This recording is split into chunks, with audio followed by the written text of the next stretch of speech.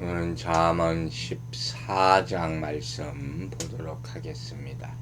잠언 14장 1절부터 4절까지 말씀 읽겠습니다.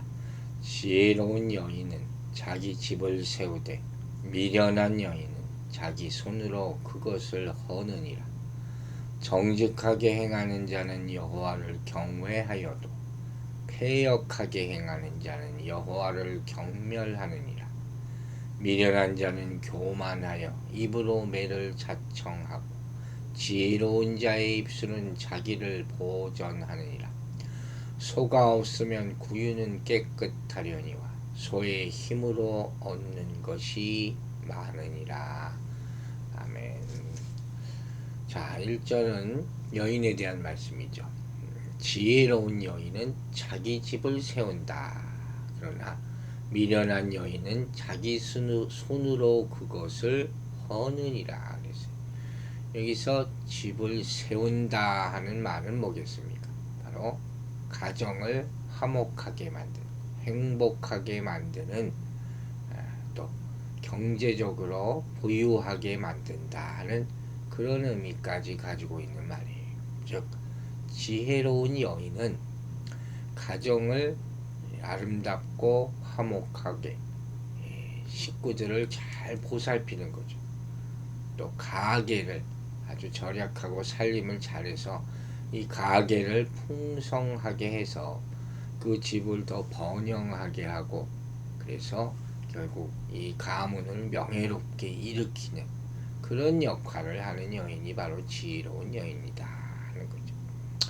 일반적으로 남자는 밖에서 일하고 여자는 집안일을 담당합니다. 이게 여러분 창조의 질서예요.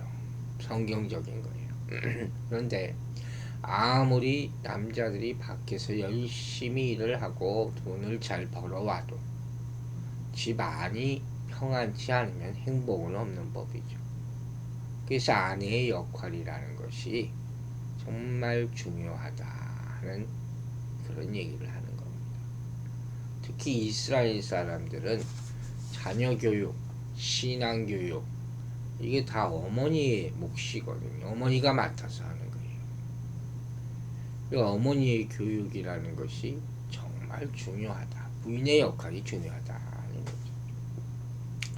그와 반대로 또 뭐라 그랬어요? 미련한 여인은 자기 손으로 그것을 헌다, 허물어 버린다.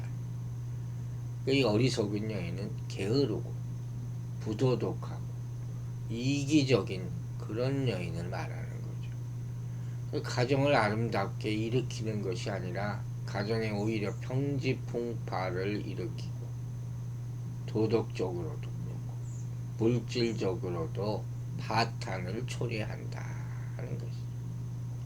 뭐 이런 사례도 종종 나오죠.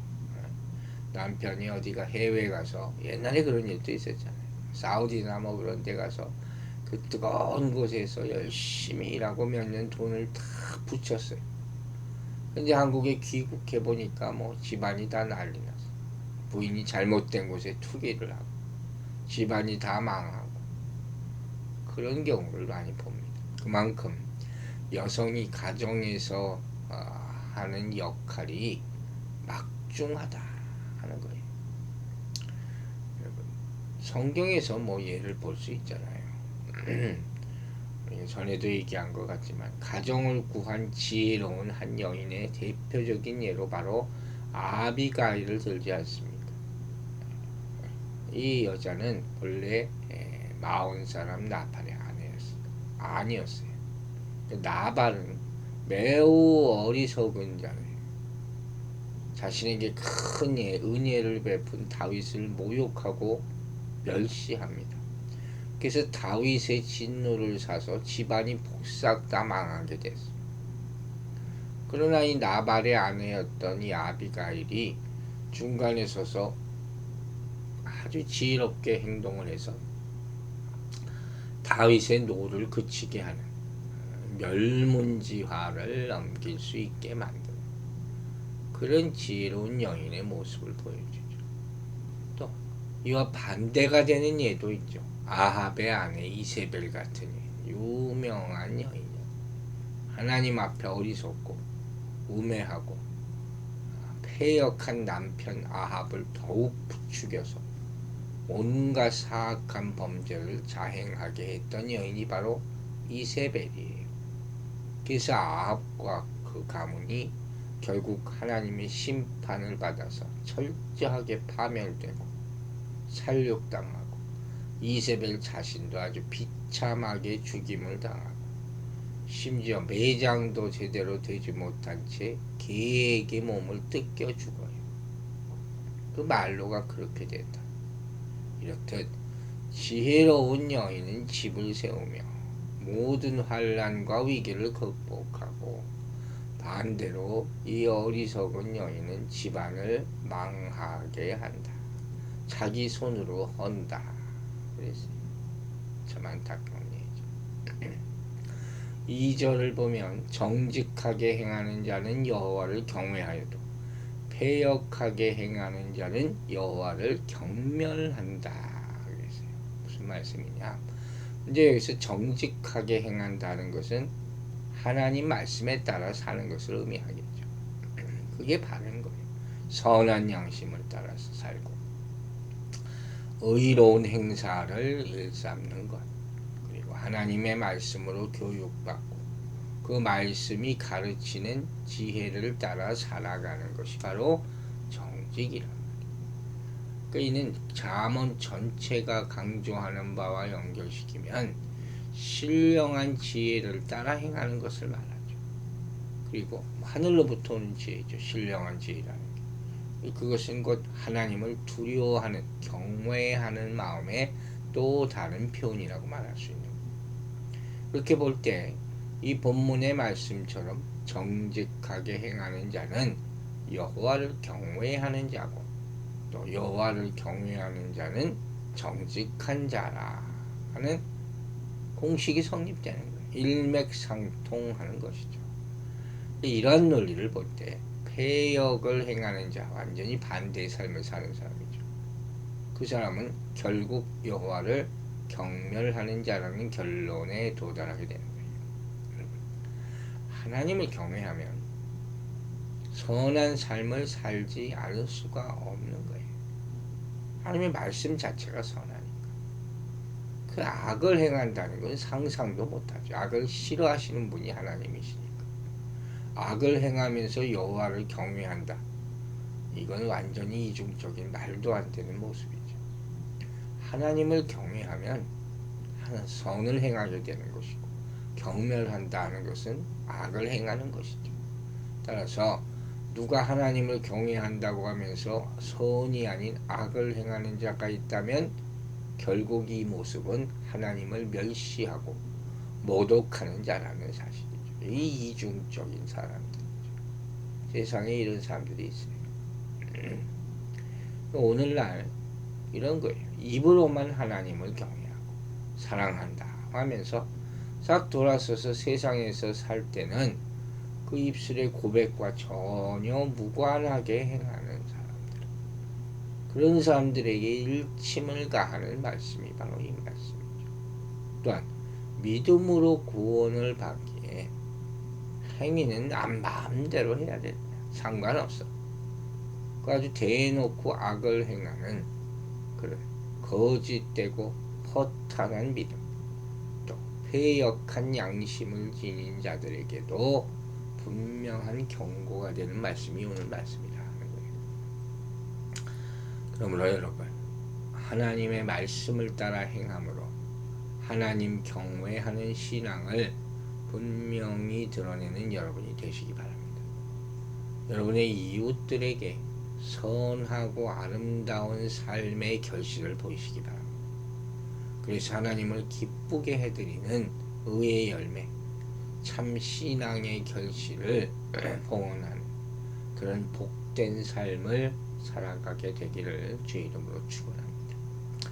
자, 3절은 이웃과의 관계에 있어서 미련한 자와 지혜로운 자의 언어 생활이 가지고 오는 상반된 결과가 나타납니다.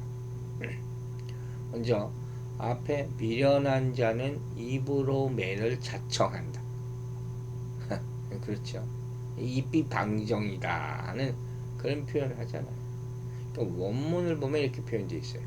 미련한 자의 입 안에는 교만의 매가 있다. 이미 이렇게 만들어져 있다는 거예요. 이 본문은 특징이 뭐냐면 동사가 아니에요. 동사가 없어요. 다 명사예요. 이처럼 이게 무슨 의미냐? 문장을 명사만으로 구성할 경우에는 뭘 의미하냐? 단정적인 사실이에요. 이건 변화가 없다는 거예요. 여기서 교만하다는 의미는 탁월하다, 우수하다는 의미도 있거든요. 하나님의 장엄하심, 하나님의 높으심, 위엄 이런 걸 나타낼 때도 사용되는 단어죠.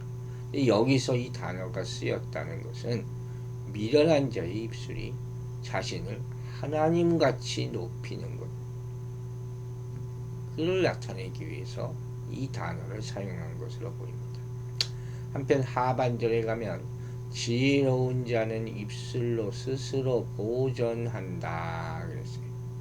원문을 보면 본문의 주어는 지혜로운 자가 아니라 지혜로운 자의 입술이에요.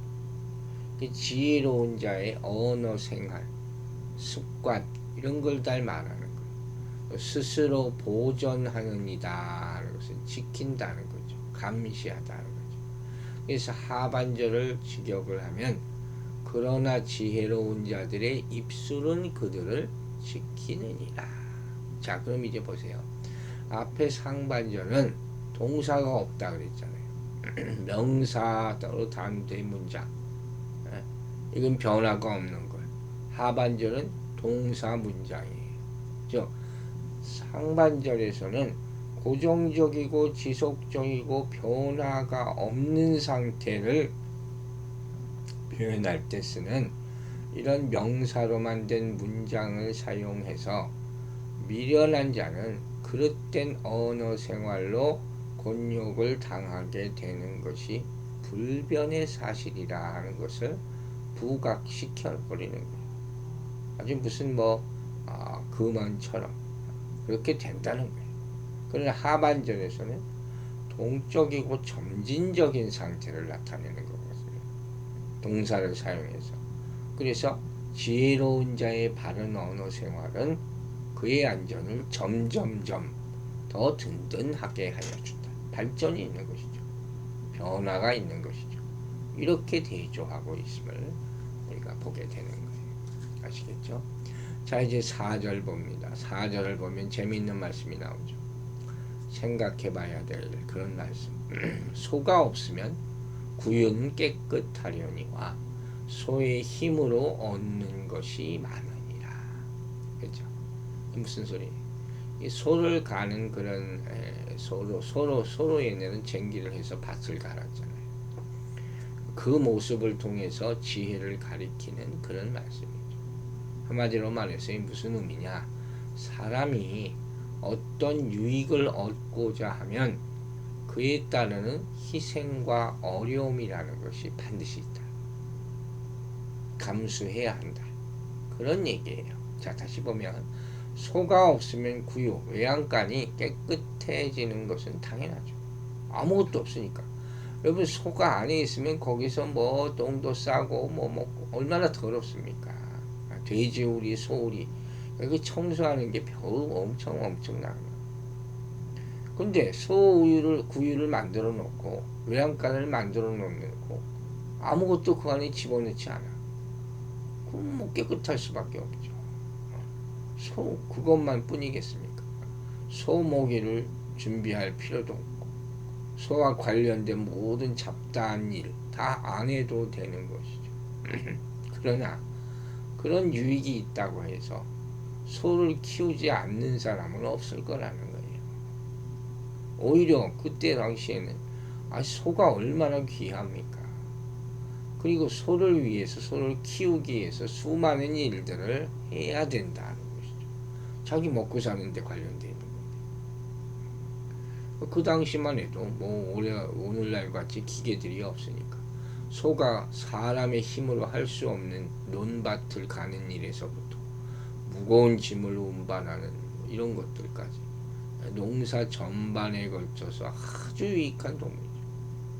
소는 죽어서까지 또 사람들에게 고기를 주잖아요. 버릴 게 하나도 없어요. 그 소를 위해서 열심히 일하는 것에 비해서 소를 통해서 얻는 유혹이 비교할 수 없이 크단 말이에요, 사실. 그런데 소를 돌보는 것이 귀찮아서 소를 안 키워? 이거 어리석은 거지. 그대로 방치해도 이건 답답한 사람이죠. 미련한 사람이죠. 아무 일도 안 하고 살길 바라는 그런 일이에요. 여러분 이런 말을 하잖아요. 물이 너무 깨끗하면 고기가 없다. 이 말씀과 조금 의미가 다를 수도 있지만 그런 얘기예요. 애들도 어렸을 때 좀 막 어질러 노는 애들이 뭘 해요 한다고요. 아무것도 안 하고 가만히 있는 애가 그 머리가 좋을 수가 있겠어요. 손과 발을 움직여야지. 뭐 결과물이 아무것도 없을 건 아닙니까?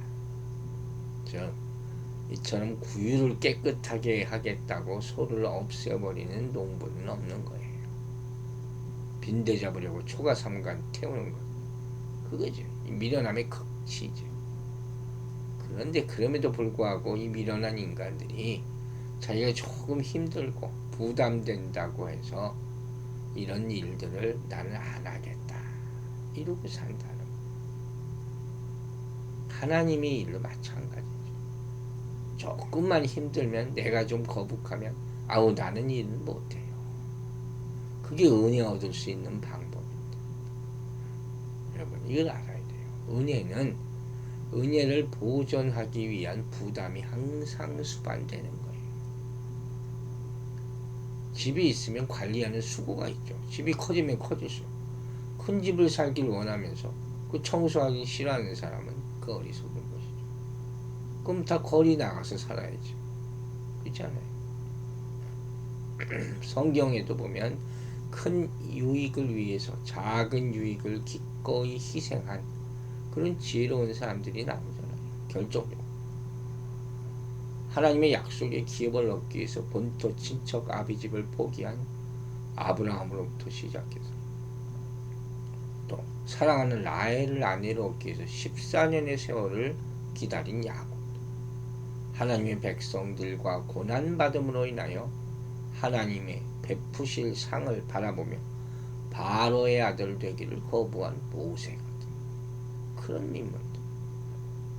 이런 모두가 바로 바울 사도가 고백한 것처럼 장차 나타날 하나님의 영광을 바라보면서 현재의 편안한 삶을 기꺼이 포기한 사람들, 오히려 고난을 자처한 것이죠. 그런 미래에 대한 소망이 있어요. 이렇게 고난을 자처하고 희생을 감수하는 것은 하나님이 가르치신 축복의 원리를 명확하게 이해했기 때문이다. 가치 있고 영광스러운 것을 위해 현재의 희생과 수고를 감수하는 자만이 축복을 누리고 영광을 누릴 수 있다 하는 것이 하나님의 뜻이란 말이에요. 근데 오늘날 성도들 가운데도 이러한 수고와 희생 없는 영광을 구하는 사람들이 있어요. 구원도 받고 축복도 받으려고 하면서도 그에 따르는 수고와 희생은 멀리하는 참 어리석은 사람들. 그러나 분명히 말하건대 하나님이 약속하신 축복은 거저오는 것이 아니에요. 반드시 수고와 희생이 동반되는 것이다 하는 겁니다. 여러분, 하나님은 우리가 마음에 두고 있는 세상에 속한 작은 유익, 허탄한 욕심, 이런 것을 포기할 때 비로소 이에 비할 바 없는 하늘의 상급과 축복, 영광으로 채워주십니다. 양손에 다 내가 쥐고 있다면 그것을 버려야 돼요. 나눠야 돼요. 희생해야 돼요. 그래야지 비로소 하나님께서 더 크고 놀라운 것을 여러분의 두 손과 품에 안겨주시게 될 줄로 믿으시기 바랍니다. 기도하겠습니다. 아버지 하나님, 오늘도 귀한 말씀 주심을 감사드립니다. 각 가정의 여인들, 또 어머니들, 또 부인으로서, 아내로서 역할을 감당하는 사람들에게 지혜를 허락하여 주셔서 자녀를 잘 양육하고 가정을 잘 돌보며 정말로 하나님의 아름다운 가정, 축복받은 가정으로 일으켜 세울 수 있는 하나님의 지혜로운 여인에게 축복하여 주시옵소서. 우리가 인간 세상 사는 동안 정말 희생하고 수고하지 않고 무슨 열매를 바라겠습니까? 게으른 자가 무엇을 얻을 수가 있겠습니까? 가만히 앉아서 복 받기를 바라지 말고 무언가를 열심히 성실히 함으로 말미암아 하나님께서 예비하신 것을 점점 눈으로 보게 되고 하나님이 약속하신 축복을 다 얻을 수 있는 근면 성실한 열심으로 수고하고 희생하고 섬기는 그리스도인의 본분을 다 갖게 하여 주시옵소서. 오늘 하루도 이런 말씀으로 우리 하루가 다 복되게 하여 주시고 또 보호하여 주시며 인도하는 길 가운데 우리 인생이 놓여 있을 수 있도록 축복하여 주시옵소서. 감사드리며 예수 그리스도의 이름으로 기도했습니다.